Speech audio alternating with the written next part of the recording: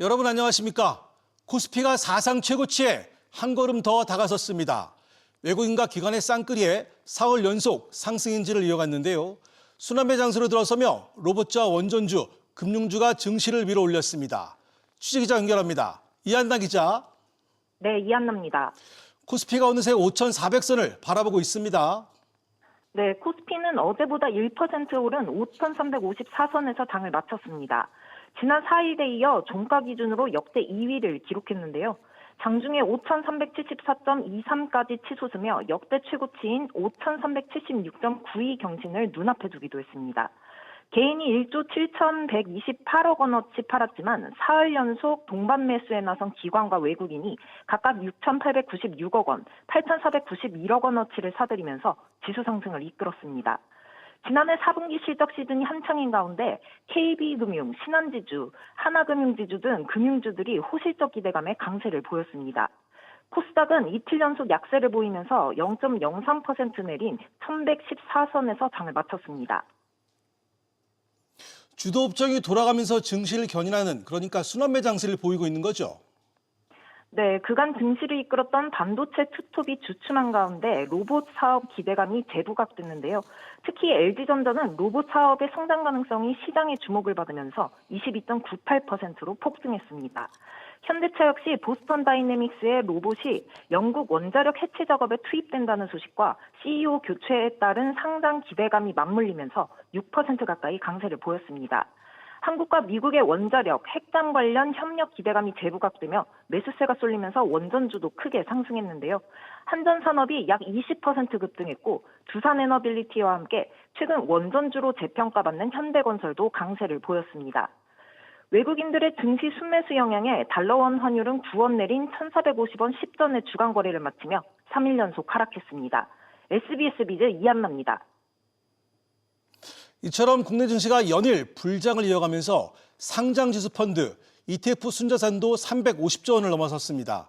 불과 한 달 만에 50조 원이 더 늘어난 건데요. 신다미 기자, ETF의 순자산 총액 얼마나 됐습니까? 네, 국내 증시에 상장된 ETF의 순자산 총액은 지난 9일 기준 354조 7,392억 원입니다.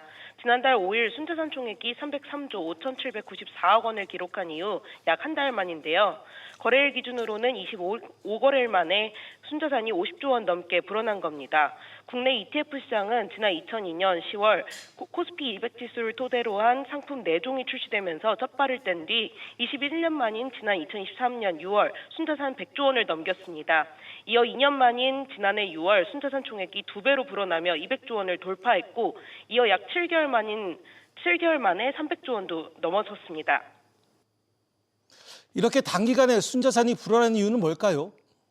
네, 지난해 하반기부터 대형 우량주 중심의 상승세가 이어진 가운데 코스닥 150 지수 추종 상품과 반도체 업종으로 자금이 몰린 영향이 컸는데요.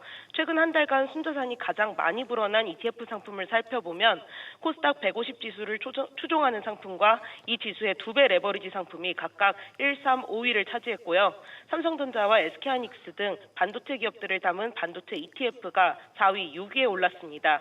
해외 ETF보다는 국내 주식형 ETF를 중심으로 확대되고 있는 모습인데요. 유한타증권에 따르면 지난 2024년 말 23.5%였던 국내 주식형 ETF 비중은 현재 약 36%로 증가했습니다. SBS 비즈 신다입니다. 미국의 통상 압박 수위가 높아지고 있습니다. 투자법 지연에 이어서 이번엔 우리 내부 규제를 문제 삼으며 비관세 장벽을 당장 허물라고 요구하고 나선 건데요. 이런 가운데 오늘 미국 무역대표부 USTR 부대표가 한국을 방문했습니다. 박규준 기자. 네, 박규준입니다. 네, 미국이 특히 문제 삼은 게 한국의 디지털 규제 쪽인데 오늘 논의가 이루어졌습니까? 네, 지난해 말 한미가 합의한 디지털 분야 등 팩트시트 내용이 현재 어느 정도 이행됐는지에 대한 논의가 오늘 주를 이뤘는데요. 산업통상부는 오늘 한미 양국이 지난해 11월 이 팩트시트를 통해 디지털 분야에서 미국 기업에 대한 비차별 의무 등에 대해 합의했다면서 이번 면담에서 디지털 등 비관세 분야의 진정사항에 대해 집중 협의했다고 했습니다.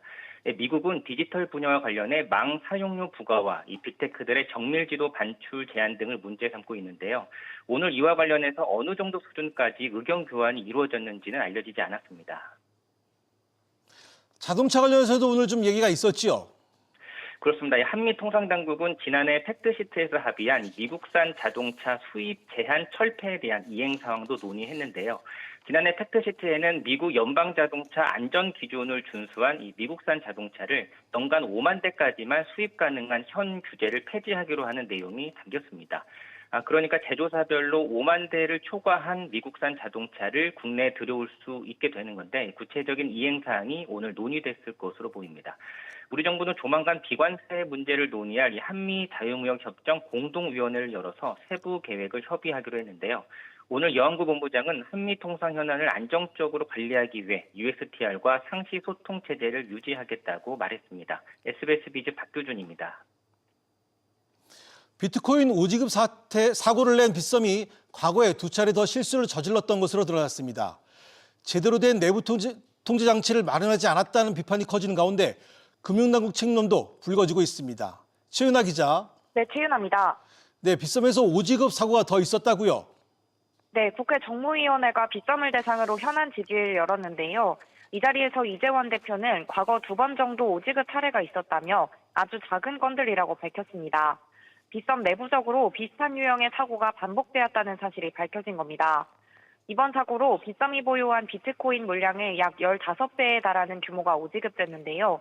오기입이 가능한 전산 시스템으로 인해 이론적으로는 무한 발행이 가능했던 것으로 나타났습니다.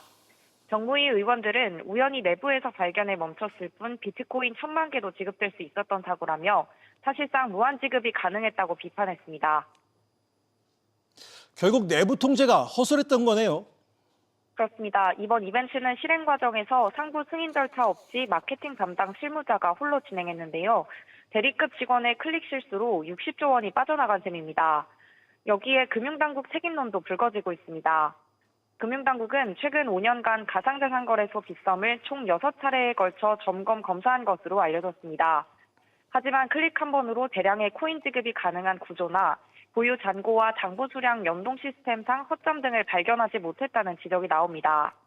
현안 질의에 참석한 권대영 금융위원회 부위원장은 이번 사태는 내부 통제 기준이 충분히 제도화되지 않은 상태에서 발생한 사고라며 디지털자산기본법도 감시를 강화하는 방향으로 추진할 것을 시사했습니다. SBS 비즈 최윤아입니다. 장바구니 물가가 심상치 않자 정부가 결국 칼을 빼들었습니다.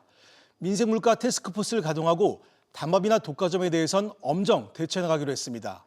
정현영 기자, TF의 구체적인 운영체계 어떻게 됩니까? 네, TF는 구윤철 경제부총리를 의장으로 불공정거래 점검팀, 정책지원 부정수급 점검팀, 유통구조 점검팀 등 3개 팀으로 운영됩니다. 먼저 불공정거래와 관련해선 담합, 경쟁 제한 등 독과점적 시장 구조를 악용하는 사례를 단속하고 조사하겠다는 계획입니다. 또 할당관세, 할인 지원, 비축 물량 방출 등 주요 물가 안정 정책의 이행 실태를 점검하고 부정수급 적발 시 즉시 수사를 의뢰하고 개선 방안을 마련하겠다는 방침입니다. 소비자단체와 협업해 유통단계별 실태 조사도 진행할 계획입니다. TF는 상반기 집중 운영 예정입니다. 특히 불공정거래 감시에 무게를 두는 모습이네요. 그렇습니다. 불공정거래 점검팀은 공정거래위원회 부위원장을 팀장으로 꾸려주는데요. 독점이 고착화되어 있는 불공정 품목, 물가에 부담을 주는 품목에 대한 가격 모니터링을 강화합니다. 또 불공정 우려 품목에 대해 공정위와 소관부처가 합동 현장 조사를 실시할 계획인데요. 조사 결과 불공정 행위가 발견되는 경우 가격 원상복구를 위한 조치에 나설 방침입니다. 특히 설탕과 밀가루 같이 불공정 행위가 자주 일어나는 품목에 대해선 제재뿐만 아니라 사후 관리까지 나설 계획인데요. TF 종료 시까지 매주 가격 추이를 보고받을 방침입니다. SBS 비즈 정은영입니다. 정부의 물가 안정 압박 수위가 높아지는데도 전방위 가격 인상은 계속되고 있습니다. 백다방과 버거킹 등 외식 업체부터 시력 교정에 필수적인 콘택트 렌즈 가격도 들썩이고 있습니다. 김한나 기자가 보도합니다. 버거킹의 대표 메뉴인 와퍼는 2.8%, 감자튀김은 4.5%, 내일부터 가격이 인상됩니다. 한 9,000원에서 10,000원대 사이 부담이 많이 되죠.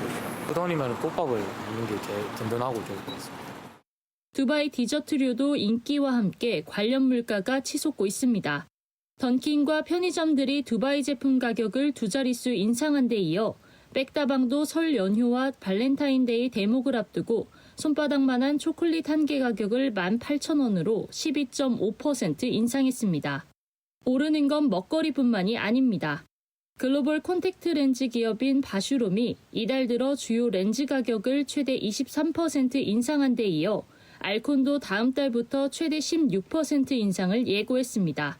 환율 인상된 것이 계속 고정되고 원재료 값도 계속 상승하기 때문에 아마 가격을 올리지 않을 수 없는 기업의 상황이 아닐까 이렇게 생각이 듭니다. 다른 기업들도 수익성 확보를 위해서 같이 이제 인상할 수밖에 없는 즐겨 먹고 쓰는 것들의 가격 부담이 갈수록 커지면서 명절을 맞이하는 시민들의 한숨이 깊어지고 있습니다. SBS 비즈 김한나입니다. 정부가 일개 신도시 선도지구를 지정한 지 1년이 지났지만 분당 등 다른 신도시와 달리 일산은 여전히 기본 계획 단계에 머물러 있습니다. 낮은 용적률 탓에 사업성이 안 나온다는 것이 가장 큰 이유인데 오늘 일산을 찾은 국토부 장관은 민간 재건축에도 용적률 상향 혜택을 줄 수 있는지 논의해보겠다고 밝혔습니다. 박연신 기자입니다.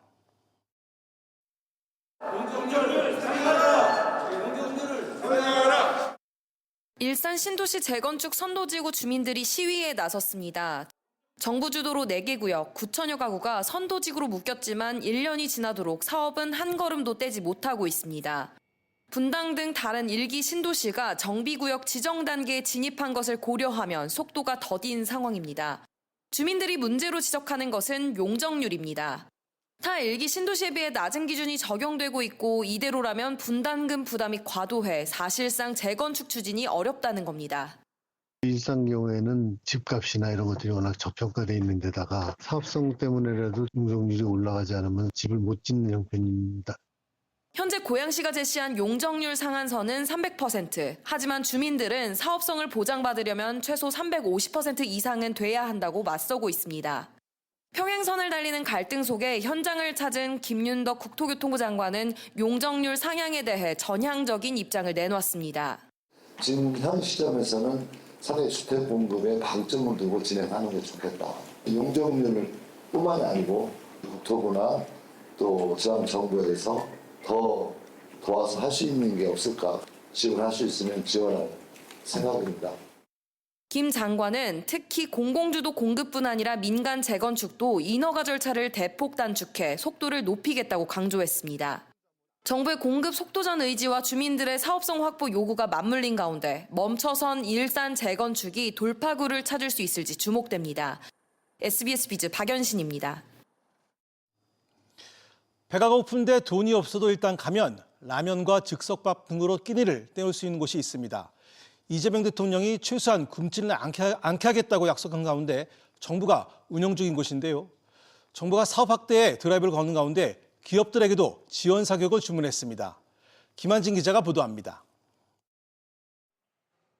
각종 라면과 김치, 냄비가 구비돼 있고 라면을 끓여 먹을 수 있는 기계와 테이블이 마련돼 있습니다. 이재명 대통령이 오늘 오후 찾은 충북 충주의 한 그냥 드림 코너입니다. 이 하루에 91명이 온다는 거예요? 예, 접수를 예, 맞습니다. 똑같은 사람이 아니고 다른 사람? 예, 맞습니다. 훔치는 말자. 계단 훔쳐서 감옥 가지 말자. 앞서 이 대통령은 빈곤층에 증빙 절차 없이 최소한의 먹거리와 생필품을 제공하는 그냥 드림 사업을 잇따라 강조하며 드라이브를 걸었습니다. 한 끼 때울 수 있도록 우리가 음식물 제공을 하면 이런 사회적 낭비도 줄이고 또 불필요하게 누군가 처벌받는 그런 어려운 상황도 막을 수 있다는 생각에서 아무나 2만 원 정도 범위 내에서 식사할 수 있도록 먹을 수 있도록 음식물을 그냥 제공하는 사업입니다. 사업 지원에 나선 금융그룹을 칭찬하며 기업의 동참을 주문하기도 했습니다. 신한금융에서 3년간 45억 지원해 주기로 했다는 거죠. 네네. 고마운 일이네요. 정부는 더 많은 국민과 기업들이 나눔 문화 확산에 동참할 수 있도록 제도적 유인책 보완 등도 세밀하게 추진해 주시기 바랍니다. 김정관 산업통상부 장관은 자발적 참여를 전제로 그냥 드림 사업에 다른 은행, 대기업 참여 방법을 강구하자고 제안하기도 했습니다. 정부는 1월 말 기준 67개 시군구에서 107곳 운영 중인 그냥 드림 사업장을 연말까지 300곳으로 늘린다는 계획입니다. SBS 비즈 김한진입니다.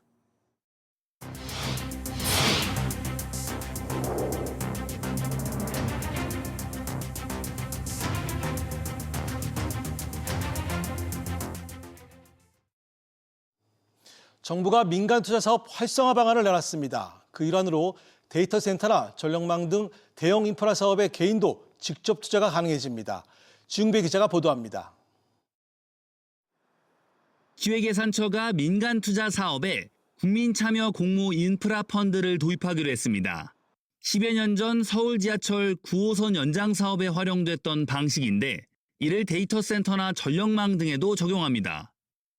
민자 사업에 투자해서 나온 수익을 배당받는 국민참여 펀드는 개별 민자 사업별로 선순위채로 자산을 구성하고 산업기반 신용보증기금의 보증을 통해서 이원 부담 없이 일정한 수입을. 기존 인프라 펀드가 여러 사업을 한데 모아 투자하는 방식이었다면 국민참여형 펀드는 특정 사업에만 투자할 수 있게 합니다. 또 기금에서 보증이 들어와 사업 리스크도 낮췄고 되파는 것도 수월하게 만든다는 설명입니다. 사업별로 차이가 있겠지만 과거 9호선 사례에선 수익률이 연 4% 안팎으로 제시됐습니다. 제도 개선은 이달 중 마무리되고 투자가 가능해지는 시점은 사업 추진 여부에 따라 달라질 전망입니다. 수익률 측면에서 큰 차이는 없지만 선택지가 넓어진다는 점에서 의미가 있을 걸로 보입니다. 국민들이 이제 장기적인 안목에서 투자할 수 있는 부분들이 투자처가 좀 더 넓어지고 길어지는 영향이 있는 거죠. 이와 함께 정부는 AI 데이터 센터를 아예 민자 대상 사회 기반 시설로 못 받고 가점을 부여해 지방 민자 사업도 유도합니다. 이 밖에 운영만 민간에 맡기는 운영형 민자 형태도 확대하고 공사비 산정의 건설비 상승분을 더 유연하게 반영해 줍니다. 정부는 이 같은 정책을 바탕으로 민간 투자 사업을 과거 5년간 75조 원 규모에서 향후 5년 100조 원으로 늘리겠다는 목표입니다. SBS 비즈 지웅배입니다. 청년층 고용 상황이 좀처럼 나아지지 않고 있습니다. 지난달 청년 고용률이 5년 만에 가장 낮았는데요. 여기에 고령층 취업마저 위축된 것으로 나타났습니다. 유선우 기자, 자세한 고용 통계 상황 전해주시죠. 국가데이터처에 따르면 지난달 15세 이상 취업자는 2,798만 6천 명으로 1년 전보다 10만 8천 명 늘었습니다. 증가폭이 전달보다 축소되며 1년여 만에 가장 작았는데요. 제조 건설업 고용 한파가 계속되면서 15에서 29세 청년층 취업자가 17만 5천 명 줄었고요. 청년층 고용률은 43.6%로 1년 전보다 1.2%포인트 하락해 1월 기준 지난 2021년 이후 가장 낮았습니다. 그간 고용시장을 이끌던 고령층 일자리도 위축됐는데요. 60세 이상 취업자는 14만 1,000명 늘었지만 증가폭이 둔화했고 고용률은 0.5%포인트 낮아졌습니다. 지난달 한파에 노인 일자리 사업 등의 재개가 지연된 영향입니다. 그러니까 일을 하고 싶어도 못하거나 아예 안 하는 사람들도 늘었죠. 그렇습니다. 지난달 실업자는 121만 1,000명으로 1년 전보다 12만 8천 명 늘었고요. 실업률도 4.1%로 올라 25년 만에 최고치를 기록했던 전달의 불안한 흐름을 지속했습니다. 특히 청년층 실업률이 6.8%로 전년보다 0.8%포인트 오르며 5년 만에 가장 높았습니다. 일하지 않고 구직 활동도 하지 않는 쉬었음 인구는 278만 4천 명으로 1월 기준 역대 최대로 나타났는데요. 60세 이상에서 11만 8천 명, 20대에서 4만 6천 명 늘었습니다. 특히 20대는 인구가 줄어드는 추세 속에서도 쉬었음 인구가 늘어나는 건데 기업들이 수시 채용을 늘리고 또 일부 업무는 인공지능이 대체하면서 신규 채용이 둔화한 영향으로 풀이됩니다. SBS 비즈 류선우입니다. 이처럼 청년 취업은 갈수록 어려워지고 있는데 취업 욕구를 악용한 허위성 광고가 기승을 부리고 있습니다. 100% 취업을 시켜주겠다는 말로 청년들을 울린 과장 광고들이 무더기로 적발됐습니다. 서지연 기자의 보도입니다. A씨는 보건복지부와 고용노동부 소속 공식 네일아트 자격이라는 광고에 국가 자격인 줄 알고 220만 원이 넘는 등록 비용을 지불했습니다. 하지만 알고 보니 한 민간 협회의 자격증으로 환불을 요구했지만 거절당했습니다. 한국소비자원에 접수된 민간 자격 관련 민원은 1년 사이 2배 가까이 급증했습니다. 100% 취업 보장, 자격증 발급비 0원, 공신력 갖춘 인증기관 등을 내걸며 광고하지만 허위, 과장 광고인 경우가 많습니다. 분야별로는 미용 자격증 관련이 37%로 가장 많았고 바리스타 등 식음료 관련이 20%, 필라테스, 요가 등 예체능이 14%였는데 대다수가 과도한 수수료나 환급 거부 피해였습니다. 과장된 광고 문구에 현혹되지 말고 자격의 공인 여부와 취소 환분 기준 등을 계약 전에 반드시 특히 국가 자격과 동등한 효력이 있는 자격증인 것처럼 광고하는 사례가 늘고 있어 각별한 주의가 필요한데 한국직업능력연구원의 민간 자격 정보 서비스 사이트에서 해당 자격증의 등록 여부를 확인해야 합니다. SBS 비즈 서주연입니다. 청소부터 물걸레질까지 알아서 끝내는 로봇 청소기. 이제는 없어서 안 될 가전 필수품 중 하나로 자리 잡았는데요. 중국산 브랜드의 안방을 내준 삼성과 LG전자가 올해 2세대 신제품으로 본격적인 반격을 예고했습니다. 안재 기자가 취재했습니다. 삼성전자가 절치부심 끝 2년 만에 내놓은 새 로봇 청소기입니다. 10kg 아령도 거뜬히 들어올리는 흡입력과 한층 강화된 보안을 강점으로 내세웠습니다. 오랜 기간 스마트폰을 개발하며 축적된 기술과 경험으로 발전시킨 낙스 보안 체계를 적용하고 있기 때문에 소비자분들은 안심하고. 이번 신제품은 갤럭시 스마트폰처럼 울트라와 플러스 일반형 3가지 모델로 스펙을 다양화해 고객 선택권을 넓힌 것도 특징입니다. 올 상반기 출격을 앞둔 LG전자의 무기는 공간 활용성과 위생입니다. 싱크대 아래 쏙 들어가는 빌트인 디자인으로 사용하지 않을 때는 숨길 수 있고 본체와 스테이션 각각의 스팀으로 위생 기능을 한층 강화했습니다. 양사 모두 이처럼 해를 넘기면서까지 신제품 완성도에 공을 들인 건 시장 탈환이 그만큼 쉽지 않기 때문입니다. 로보락 단일 브랜드의 국내 시장 점유율이 과반에 육박하는 가운데 최근에는 드론 강자 DJI와 모터 강자 다이슨까지 참전하며 경쟁 난이도를 더 높이고 있습니다. 일단 출시했으니까 항상 그렇듯이 1등 해야죠. 항상 1등 해야 되고. 로보락 역시 최근 개인정보 보호 체계 전반을 공개하며 맞불을 놓은 상황. 보안과 K 감성을 입은 우리 가전이 다시 소비자의 마음을 빼앗아 올 수 있을지 주목됩니다. SBS 비즈 안지혜입니다. 쿠팡의 개인정보 유출 사태를 두고 갑론을박이 벌어지고 있습니다. 쿠팡은 99원 생리대를 내놓으며 정부 정책에 보조를 맞추는 듯 했지만 또다시 갈등이 불거지는 분위기입니다. 최나리 기자의 보도입니다. 우리 정부가 쿠팡을 포함한 미국 기업들을 부당하게 겨냥하면 통상에서 불리한 상황에 처할 수 있다는 외신 지적에 대해 국민의힘은 정부 대응이 한미 통상 마찰로 번질 가능성을 우려했습니다. 실제로 관세 압박가 영향이 있든 없든 간에 분명한 건 지금 쿠팡을 지렛대로 쓰고 있는 건 저는 맞다고 봅니다. 반면 여당은 쿠팡의 정보 유출 규모와 사태의 심각성을 강조하며 정부 조치가 적절하다고 맞섰습니다. 대한민국 정부로서는 당연히 조사할 수밖에 없는 사안 아니겠습니까? 쿠팡의 주장처럼 3,000개의 개인정보만 유출되었습니까? 아니지 않습니까? 정부와 쿠팡의 반박 주고받기는 계속되고 있습니다. 정부가 쿠팡의 유출 규모가 3,300만 건을 넘어서고 들춰본 배송 정보가 1억 5천만 건에 달한다고 발표하자 쿠팡은 즉각 정부 보고서에는 접근 계정수 등 주요 내용이 누락됐다고 주장했고 이에 다시 정부는 신뢰할 수 없는 주장이라며 맞받았습니다.